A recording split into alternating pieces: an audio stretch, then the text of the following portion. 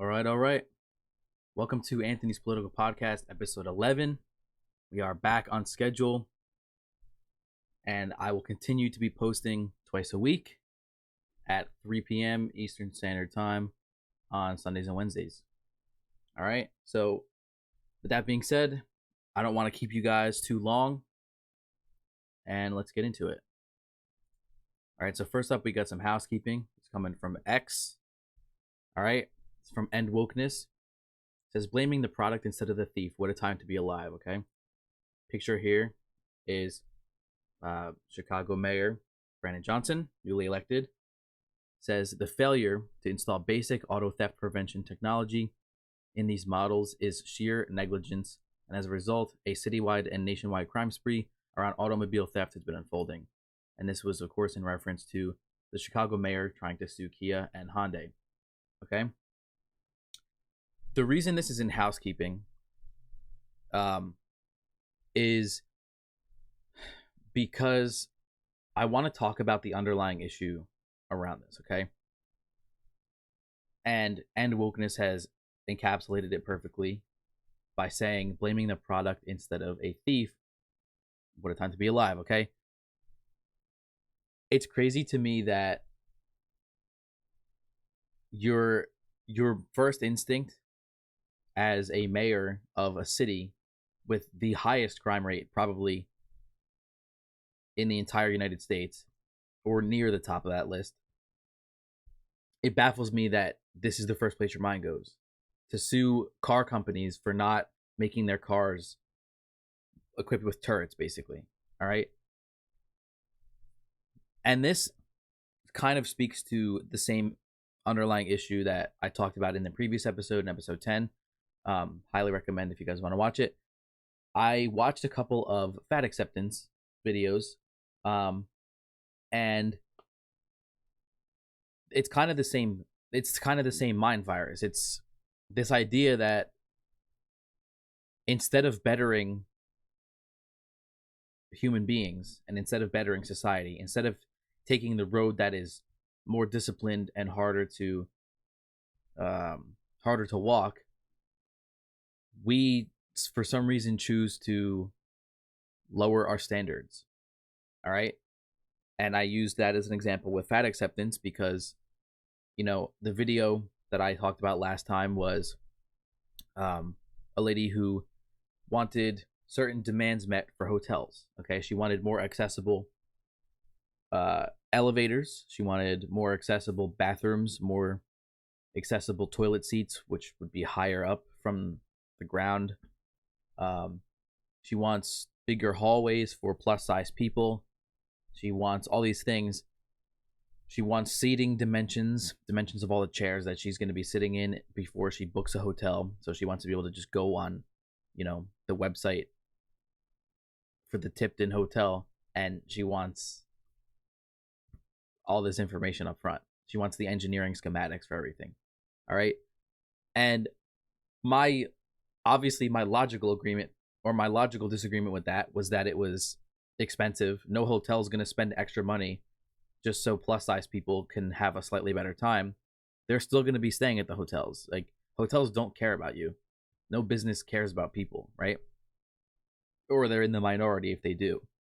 So this idea of lowering your standards, you know, making hotels do more to accommodate fat people, or you could just lose weight. And I don't say that to be insensitive, okay? I get that some people have genetic predispositions. Some people have issues losing weight. Some people have a bad relationship with food. And I understand all that. However, if you're making an effort, I really do believe that your body is going to reflect the effort that you put into it, okay? So in other words, if you have a disease genetically that makes you, you know, maybe you hold weight more than the average person, that's going to mean that if you want to stay slim, you need a stricter diet than the average person. All right. And you need to engage in extra physical activities compared to a normal person. All right. It may mean that, you know, some people may need 5 days a week in the gym and, you know, 2 to 7 days of cardio. You know, like that just may be what you need to stay in shape. I don't know. Whereas other people can get away with just skateboarding to stay in shape, you know? So to me, that is how we should be approaching things. Like it's the same thing here, right? You can't blame car manufacturers who sell to everyone on the globe for their lack of like bandit catching technology. Like what? I don't know. I thought this was a little wild. It's not off par for a leftist to say, because leftists seem to blame the whole for the actions of the part. All right. We see that with guns. We see that with fat acceptance, like I just said. We see them wanting to lower the societal standards in cars now, or with, disciplining yourself enough to have a moral compass not to steal someone's car or not to break in and steal things from it. All right.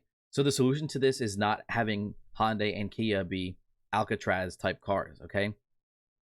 The solution to this is they make a car that goes vroom and goes from point A to point B with good gas mileage and an affordable price. You buy it, and we have a high trust society enough to the point where you trust other people who live near you not to break into it and steal your phone from your car, or steal your, wallet or your insurance, whatever. Okay? That's the solution to this. The solution to this is we punish people who break into cars. Okay, you get punched if you break into a car. You get beat up. Okay, that's how you stop a bully too. I mean, you stop a bully by, no person or animal is gonna mess with another one if they have a high chance of getting their butt handed to them. Okay, like that's how life works. That's how this needs to function as well. All right, we can't be lowering the societal standards for everyone except the person who's most responsible for it. That's not how this works. Okay? So I just wanted to talk about that first to kick off housekeeping. Let's get into the next portion of housekeeping, shall we? So we got this tweet from Drama Alert on X. Okay? It says Blueface, the rapper Blueface, sentenced to 24 to 60 months in prison for shooting a man outside a Las Vegas strip club back in October of 2022. Okay? Now, if you don't know Blueface, he's a rapper. I believe he was kind of an underground rapper at first. Came up through YouTube, if I'm not mistaken, and various other places, just putting his music up freestyle, like freelance. I actually am a fan of a few of his songs. All right? I like rap music. So this is a bit hypocritical of me to say, but I don't think that rap needs to be this way. It just is right now, okay? And what I'm going to say, the reason why this is in housekeeping, is because I don't like the glorification of violent behavior. I don't like the glorification of degenerate behavior. And I don't like the glorification of immoral behavior. What I mean by that is I don't think the rap industry benefits from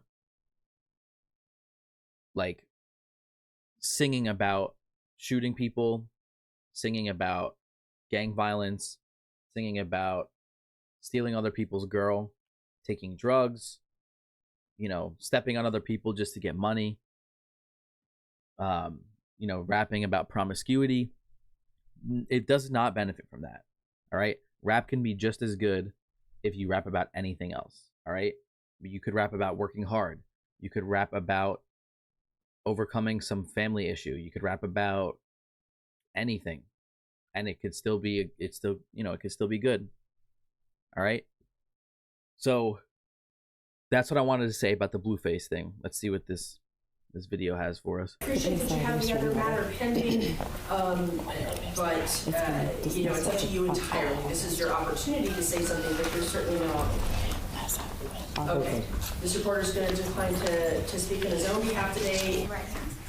Do you solemnly swear that the testimony you're about to give in this action shall be the truth, the whole truth, and nothing but the truth, so help you God? Yes, ma'am. Please state your full name, spelling your first and last name for the record. Kentavious Trailer, Kenta, B as in boy, IUS, last name Trailer, TRAYLOR. And Mr. Trailer, what is your testimony today for the court? So first of all, I just want to start by saying thank you, Judge. I'm just completely disappointed in this complete process, actually. From the DA to his representation to him to everything. It's just all been a complete drop of the ball on my end. I have complete lost faith in the justice system. This crime has done nothing but take a toll on my life since the day it happened. I haven't been able to get work. Everything has gone down the drain. I just feel like this has not been done on my case. I mean, this hasn't been done on my behalf. I know people who get more time for stealing bubble gum, honestly. I know people who do more time for stealing TVs than they do for shooting somebody. So, again, the reason why I put this in housekeeping isn't necessarily because of Blueface or the victims of the shooting. The reason this is in housekeeping is to talk about the fact that a lot of this stuff happens because people who listen to rap and people who produce rap think this is cool, all right? And it's not. Like, there's nothing cool or honorable about taking someone's life. There's nothing cool about stealing from somebody. There's nothing cool about threatening people and intimidating them. Okay? There's nothing honorable about any of those things. And it's a shame that rap focuses so heavily on violence and spinning someone's block and, engaging in other behaviors, like I said before. It's really a shame because rap could be a really good genre of music. And I think right now it's good, but it's stuck at this level because of all this stuff, because it's inspiring young people, mostly I would say young men, to engage in behaviors that are less than beneficial for them and for society. So that's why I wanted to include this. It's nothing personal for Blueface. Again, I like Blueface's music. There's a couple of his songs that I like. So it's nothing personal with Blueface. This just happened to be who the focus is on right now for this issue. And, I just happened to see this in Drama Alerts and I thought I wanted to talk about it. So, all right. Next up. So next up, we got James Charles, another thing from Drama Alert. Okay. Let's see what he's got to say. Oh, if I see one more video on my For You page going, it's a new dawn! With some photos when you were like a fetus cut to now being a grown adult, and everyone in the comments for some reason is going, there's no way that's the same person. Oh my God, glow up. Obviously, that's how growing up works. You don't look the same. Oh, I'm gonna lose it. Okay. So, first of all, I think James Charles looks pretty good. Like, this is the best he's looked in a long time, in my opinion, all right? But in all seriousness, the reason this is in housekeeping is because James Charles touches on an issue that I kind of agree with him on this, okay? I'm not super familiar with this trend. I'm a little bit. I have seen it a tiny bit. But the broader thing that I wanted to talk about is the fact that we see a TikTok trend or a trend on Instagram Reels that we have to engage in, right? And it's funny because it's evidence that you live in like a fake world when you're on social media, okay? Because obviously you don't look anything like you used to, all right? If you took a photo of me from 5 years ago, I still would look way different than I look right now, okay? I'd be skinnier, I'd have a lot less muscle mass, I'd have a lot more acne, and my hair would be, different. And that's normal. Like, you should expect that, right? The fact that we're putting baby pictures of ourselves or pictures of us as a kid on social media and then showing our glow ups, I don't know. It kind of annoys me because it's totally fake. Like, everyone's commenting like, oh, no way, that's you. Like he was saying. And it's totally not, I don't know. It's not genuine at all. You know what I mean? And I guess I'm a little biased because I have a pretty harsh take on social media. I could care less about half the stuff that people that I went to school with are posting. I only have social media for a few reasons. And those primary reasons are because I like memes. I get a lot of my news from social media, and that's basically it. You know, I don't care where you went last night. I don't care what club you went to. I don't care whose birthday it was that you know. I don't care that you got a new car.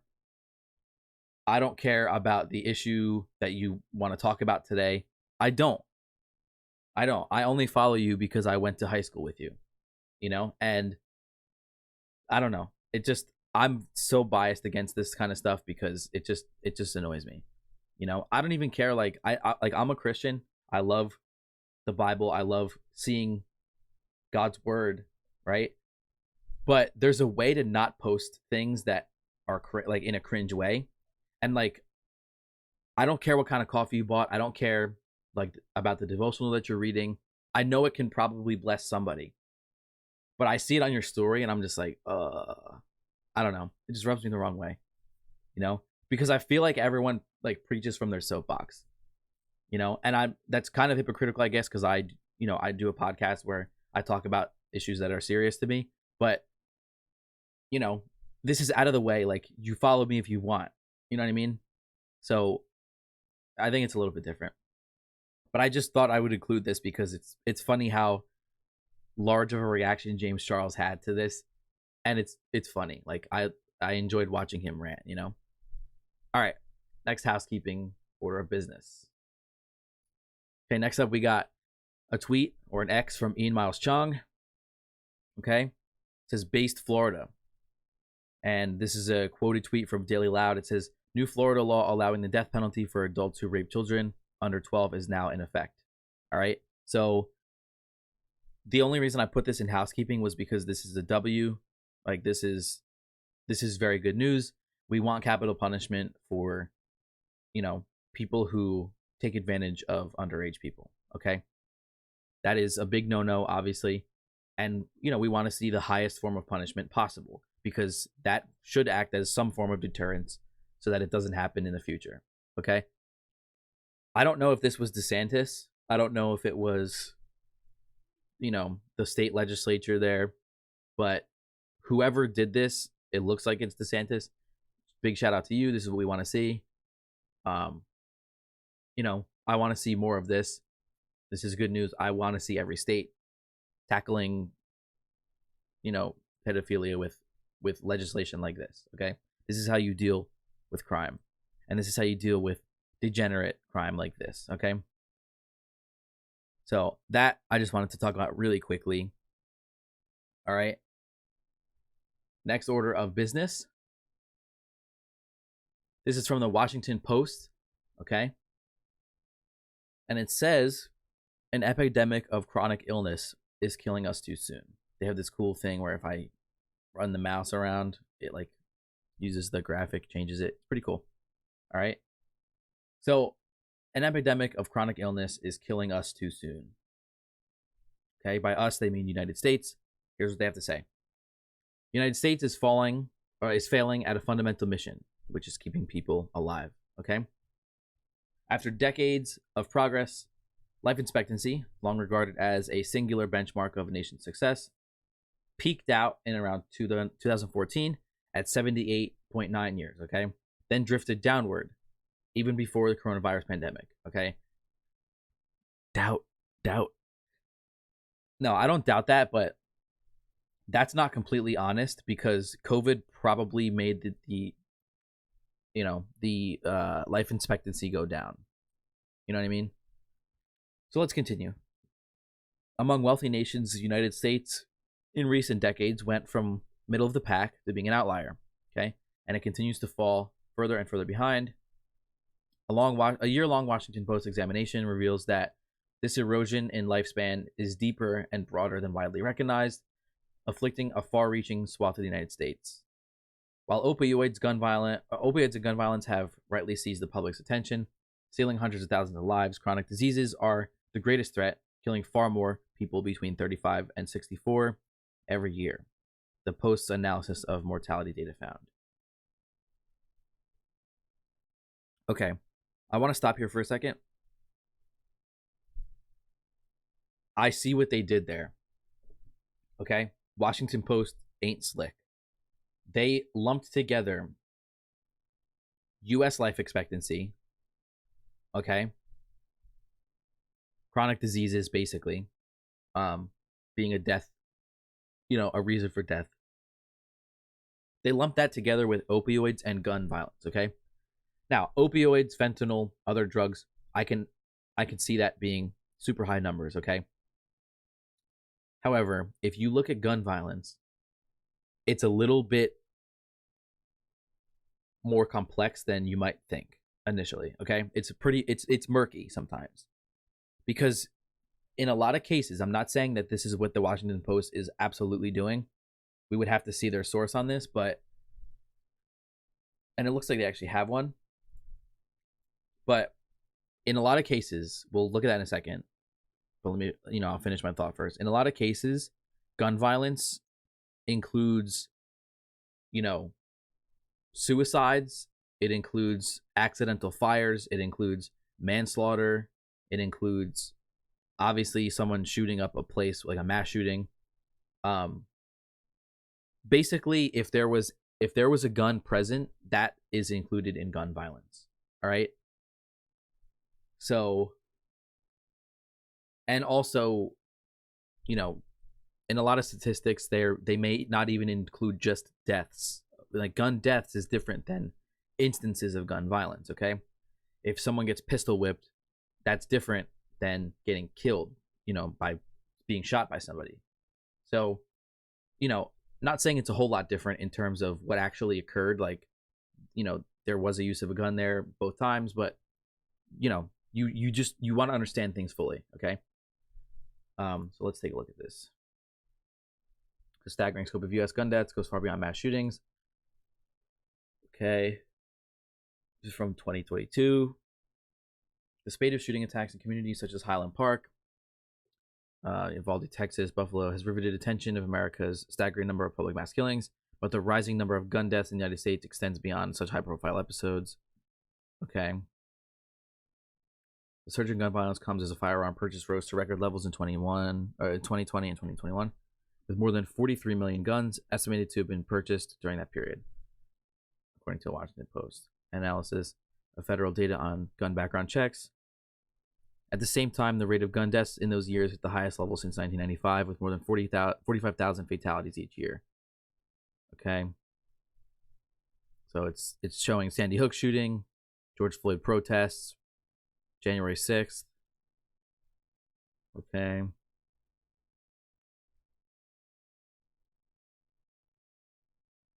Over the long 4th of July weekend, when seven people were killed and dozens wounded at a parade in Highland Park, numerous other fatal shootings played out across the country. In nearby Chicago, strict gun laws there. 10 people were killed and more than 60 wounded in a string of shootings over the weekend. 1 person was killed and 4 were wounded in a shooting outside Sacramento nightclub. All right. 2 people were shot to death at a home in Haltom City, Texas, and a neighbor and 3 public officers were injured. A man was fatally shot in Clinton, North Carolina. Hours later, 6 people, including 2 children, were injured in a separate shooting there. All right, so there's not one clear answer as to what is driving the rise in bloodshed, but possible factors include the stress of COVID, fraying ties between police and the public, mounting anger, worsening mental strain, and the sheer number of guns in America. I agree with that, okay? COVID definitely stressed people out. If you look, the lockdowns made people, like, crazy. Like, it made them unable to socialize with people. So it really wouldn't surprise me a whole lot seeing COVID-19 being a reason why a lot of people are on edge and start shooting people, fraying ties between police and public. Obviously, that's a big one. Media making police brutality videos public is, obviously going to erode the trust of people in police, and there's going to be more tensions, especially if you're, a minority. So I could see that being a thing. Worsening mental strain and sheer number of guns. Okay, mental health, definitely. You know, some guy who's just schizophrenic gets his hand on a gun, he might shoot some people. Okay, and we've also done away with like a lot of mental institutions. So, you know, since the 80s. So that could also contribute to it. And then also sheer number of guns. You know, if a ton of people own guns, higher chance of someone being killed with one, right? So that's not too surprising. I really didn't see any, you know, what specifically they used to measure, but you know, it is what it is. Okay. It's funny how they mentioned opioids, gun violence, and chronic illness, but let's continue. Okay. So killing far more people between 35 and 64 every year. Heart disease and cancer remained even at the height of the pandemic, while the leading causes of death for people 35 to 64. Okay. Many other conditions, private tragedies that unfold in tens of millions of U.S. households have become more common, including diabetes and liver disease. Okay, diabetes is huge. Liver disease is huge. These chronic ailments are the primary reason American life expectancy has been poor compared to other nations. That makes sense, okay? And if you look, the U.S. is, I mean, it's basically the lowest on this chart. All right? Used to be above Taiwan and Scotland and Portugal and Denmark, okay? In the 90s and stuff, but it's been kind of leveling off, I guess. And now, ever since 2019, it's been going down, okay? So it's been going down steadily to the point where it's now 76.8. All right? So there's obviously a reason for these chronic illnesses, okay? I mean, it says, you know, it mentioned heart disease. Heart disease is caused by obesity a lot of times. That's why, you know, we don't stand fat acceptance. So heart disease, huge contributor, very preventable. Obviously, there's genetic cases of it where it runs in your family, you're predisposed to get it.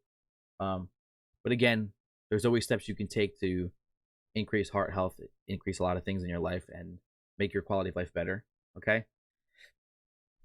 Cancer. Cancer's a little less predictable with things like this. You know, you can't just eat healthy and never get cancer. Sometimes you're still going to get it anyway if it runs in your family. So cancer's a little unpredictable there, but, you know, it's still a thing nonetheless, okay?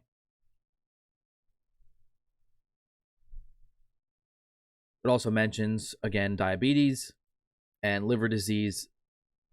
Those are, unfortunately, a lot of times those are also felt alongside heart disease, because obesity can contribute to diabetes, sugar contributes to diabetes, okay, and liver diseases. So a lot of these things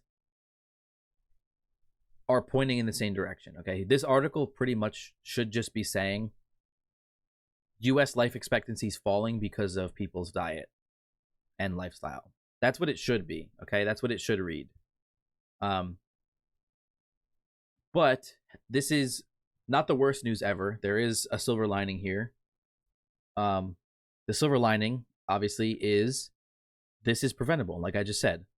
Many cases of chronic illness are preventable, and many cases of chronic illness are caused by lifestyle, sedentary lifestyle, you know, poor diet choices, you know, poor choices in other ways, like where you know, what's the quality of the air you're breathing, and if it's not good, you should go somewhere else, or you should take measures to increase your air quality when possible. So if that means getting an air purifier in your house to help your air quality be better, you know, that's what it's got to be. You can't always escape the city air. However, in your home, you might be able to make it a little better, okay? There's that. There's, you know, exercise. There's eat non-processed foods. Try to eat, you know, organic, all-natural foods that are not genetically modified. They're not preserved with chemicals. They are, you know, good for you. Eat grass-fed beef, you know. Eat high quality chicken. You know, don't eat too many of the same, you know, vegetable or fruit. Like, have a varied, you know, diet, because different fruits are very good for different things.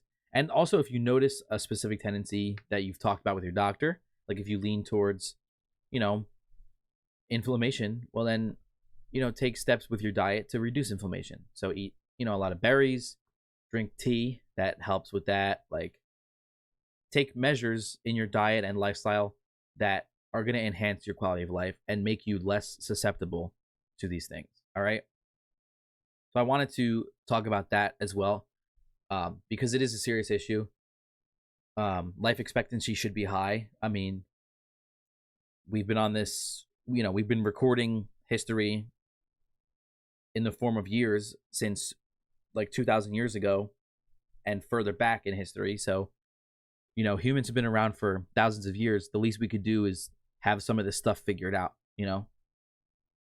So that's what I wanted to say on that. And I wanted to just use this as a reminder to, you know, get into the gym today. Don't go for that sugar.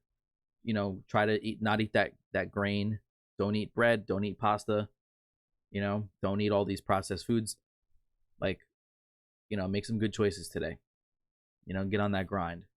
Because the only way you're going to have a fulfilling life is by, you know, putting effort into it and being disciplined. Okay?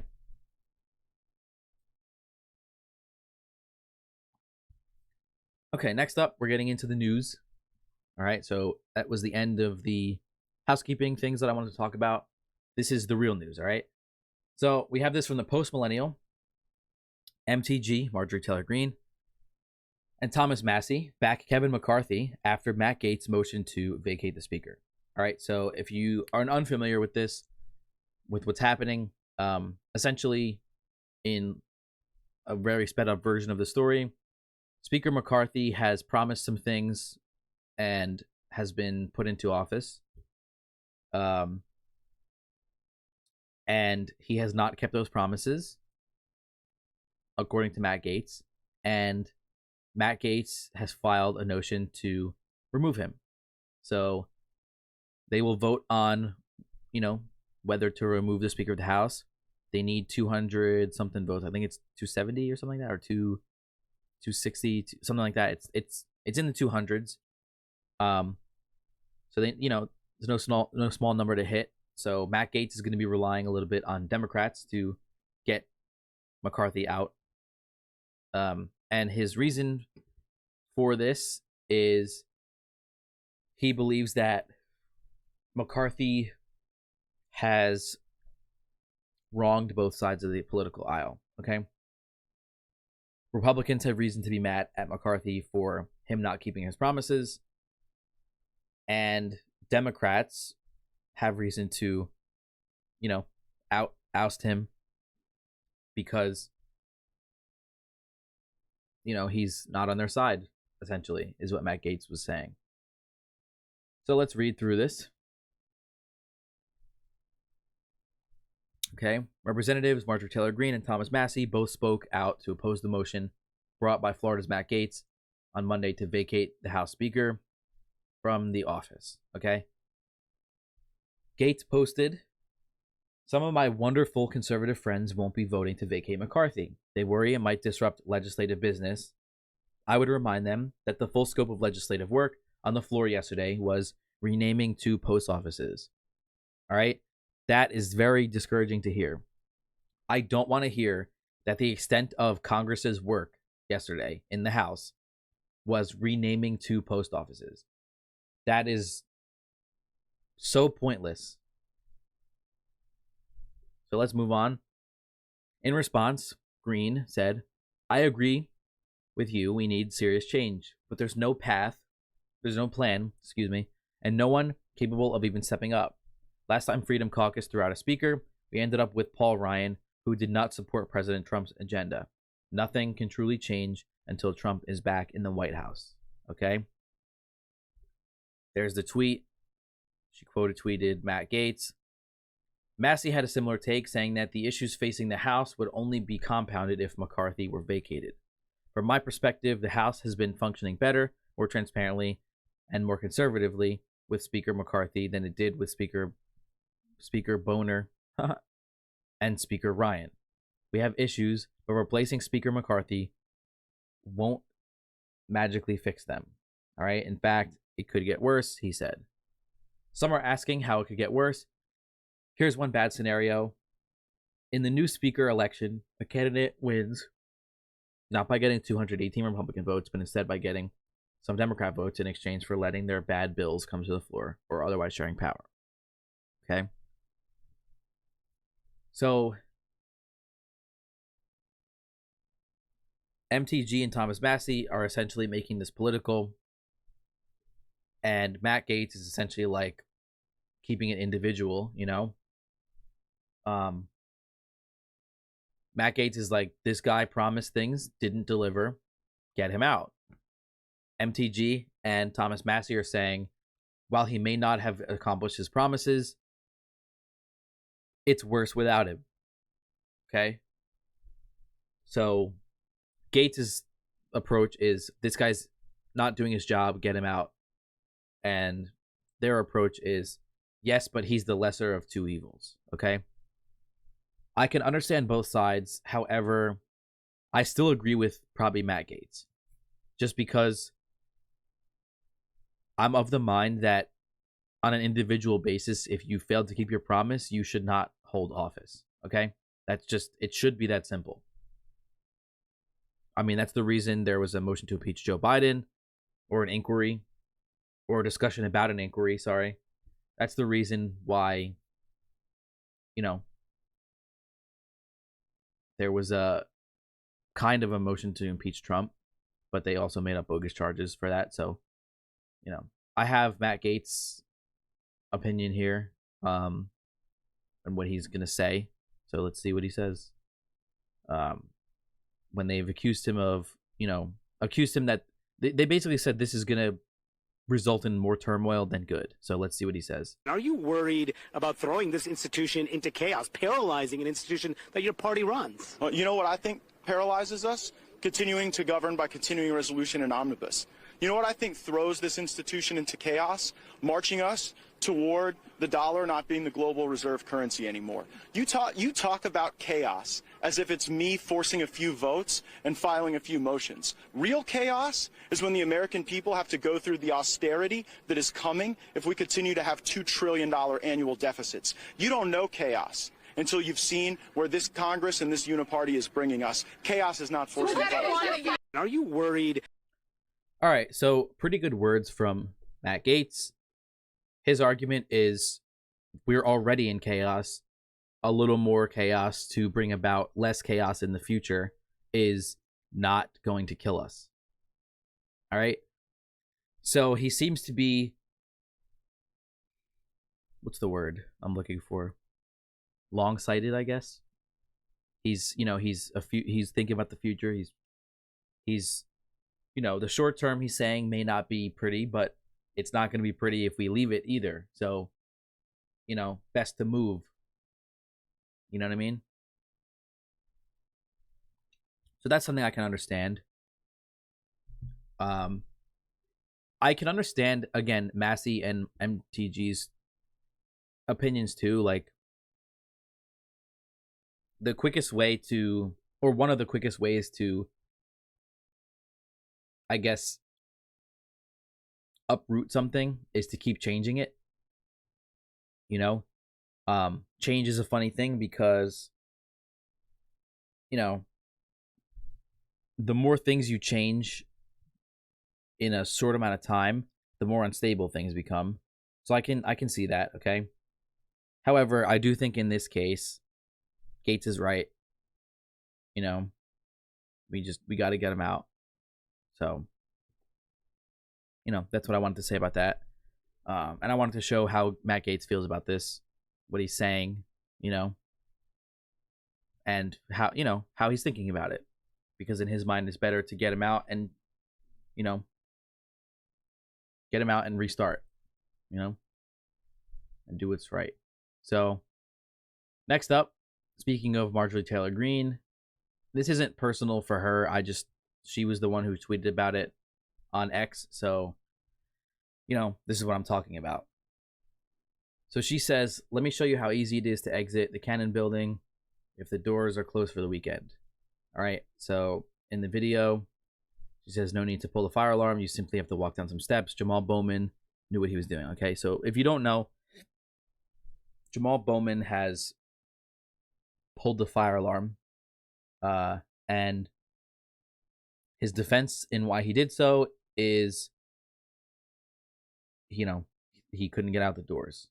All right. So Marjorie Taylor Greene released a video to, clear up confusion that the doors do in fact open without pulling the fire alarm. And she gave us a little tour of the area. And she said the doors are closed on Saturdays and Sundays sometimes and locked. However, weekdays totally open. I'm not mentioning this because I want to talk about Jamal Bowman and if he should be arrested. If not, I also brought this article, Ocasio-Cortez defends Jamal Bowman. We're not even going to read it. I don't care about what Cortez has to say about this. I don't care about what Marjorie Taylor Greene has to say about this. This is a stupid thing to talk about. All right? So far, all I've seen about this was like pointless information. I could care less who pulled the fire alarm in the Senate. I don't care. Like, is pulling the fire alarm illegal when there's not a fire? If the answer is yes, fine him or arrest him for it. And if the answer is no, that's not illegal, then let him go on his way. Like, it should literally just be that simple. The fact that we're making a big stink about if someone pulled a fire alarm is so stupid. Like, what are you guys covering up in the media by releasing this story and focusing on it? That's my question. What serious issue am I not aware of now because I am forced to be aware of this? That's the only thing I wanted to say about the Jamal Bowman thing. Like, it's a fire alarm. Did he pull it? Yes. Is he going to jail? He probably won't. Should he? Maybe. Who cares? Let's move on. All right, so we have this from the Post Millennial. New York left-wing activist and poet stabbed to death at Brooklyn bus stop by unhinged stranger. All right. It's always unfortunate. This is a picture of the activist/poet. Okay. A stabbing took place early Monday in Brooklyn's Bedford Stuyvesant neighborhood, claiming that the life of a poet and activist, Ryan Carson. Okay. The 32-year-old was waiting for a bus with his girlfriend when an unhinged attacker attacked him. Okay. The suspect, who was not yet identified, is still at large. Witnesses reported that he had been acting erratically prior to carrying out the murder, pushing over scooters and causing a scene. All right. According to the New York Post, the incident took place shortly before 4 a.m. on Monday at Lafayette Avenue and Malcolm X Boulevard B38 bus stop. Carson and his girlfriend were simply minding their own business on their way back from a wedding. Okay. When the suspect turned to them and said, "Who are you looking at?" before proceeding to stab Carson in the chest multiple times. He was rushed to nearby Kings County Hospital Center, but succumbed to his injuries. Unfortunately, he died. Okay, so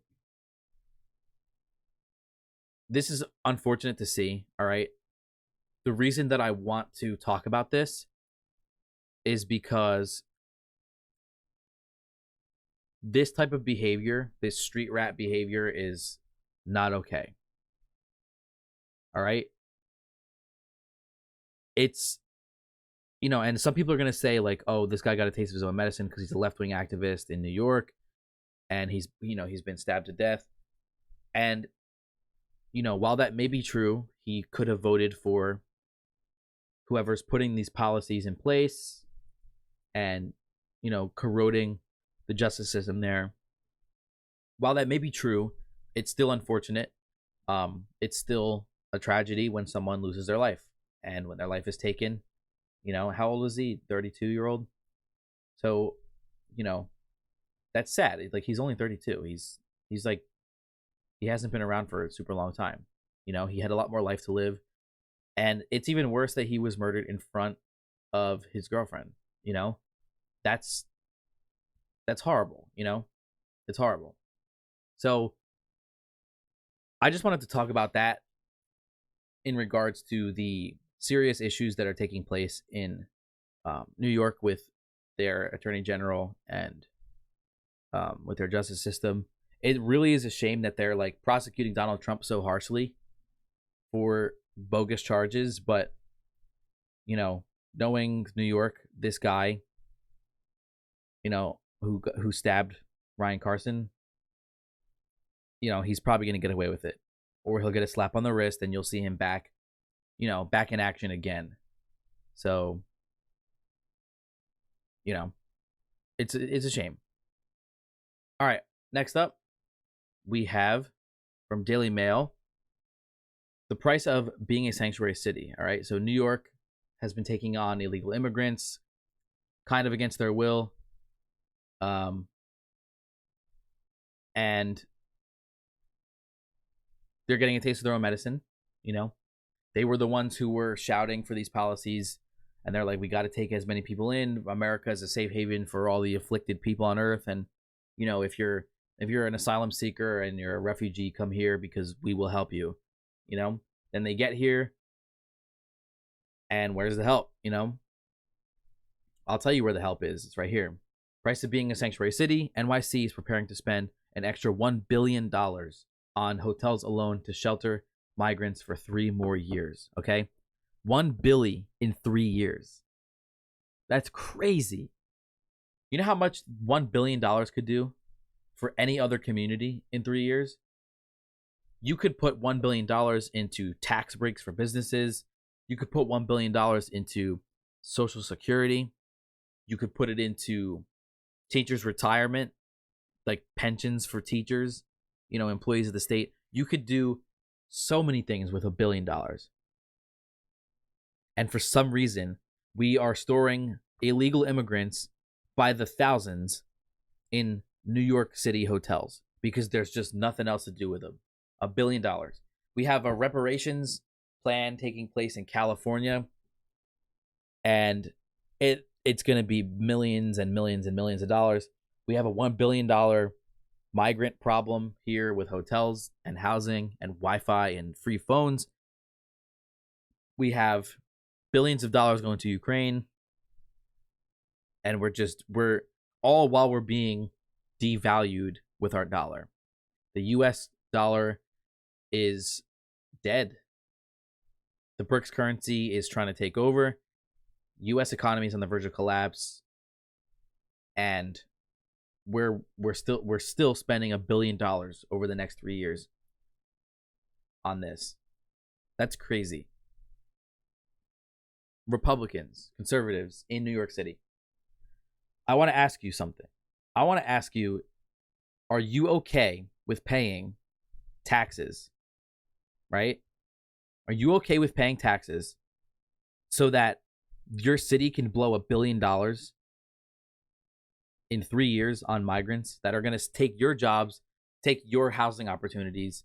They're going to take your spot in line. They're going to take your cars. They're going to take everything. Are you okay with that? If the answer is yes, then stay there. And if the answer is no, leave. Are you okay with you and your significant other having a chance of getting stabbed, like the reporter, or like the left-wing Ryan Carson, the poet? Are you okay with risking the lives of your children? Are you okay with not having children because they could end up in danger because of migrants? Are you okay with your taxes going up because these people are not documented, they're not being taxed, and they're just receiving government aid for everything? Are you okay with that? If the answer is yes, then stay there. If the answer is no, go somewhere better or change the policy. Okay? This is why the claim for Ron DeSantis was so important.